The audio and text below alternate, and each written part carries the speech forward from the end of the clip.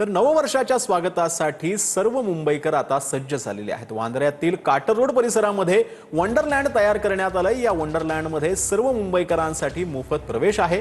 या कार्यक्रमाला मोठ्या प्रमाणात तरुणाईकडून जो आहे तो प्रतिसाद पाहायला मिळतोय। आय लव्ह मुंबई असं लिहित जे आहे ते इथे सगळे तरुणाई जे आहे ती जमल्याचं पाहायला मिळतं। 2026 च्या स्वागतासाठी सर्व तरुणाई सध्या मुंबईतली सज्ज झाल्याचं पाहायला मिळतं।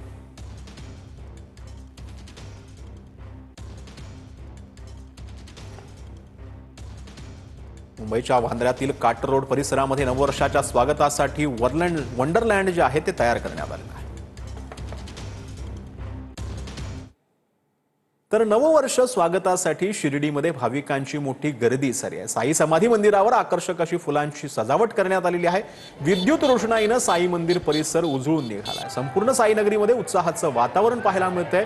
त्यामध्ये साईंचे भक्त जे आहेत ते भक्तिमय वातावरणामध्ये लीन झाल्याचं पाहायला मिळतं।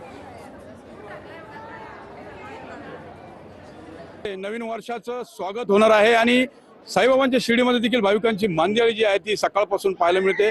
तर साईबाबा संस्थान नवीन वर्षाच्या पार्श्वभूमीवर आणि सरत्या वर्षाला निरोप देण्यासाठी जे भाविक येत आहेत लाखोच्या संख्येने, त्यासाठी विविध उपाययोजना केलेल्या आहे आणि साई मंदिराला देखील आकर्षक अशी विद्युत रोषणाई असेल, फुलांची सजावट असेल करण्यात आलेली आहे। साई समाधी मंदिर असेल, त्यासोबत गुरुस्थान मंदिर, चावडी मंदिर आणि द्वारकामध्ये देखील आकर्षक अशी फुलांची सजावट तर विद्युत रोषणाई जी आहे ती करण्यात आलेली आहे। अनेकांना रांगेत संधी मिळत नाही, त्यामुळे साईबाबांचं मुखदर्शन घ्यावं या इच्छेने सर्व भाविक जे आहेत ते याच परिसरामध्ये एकत्रित होत असतात।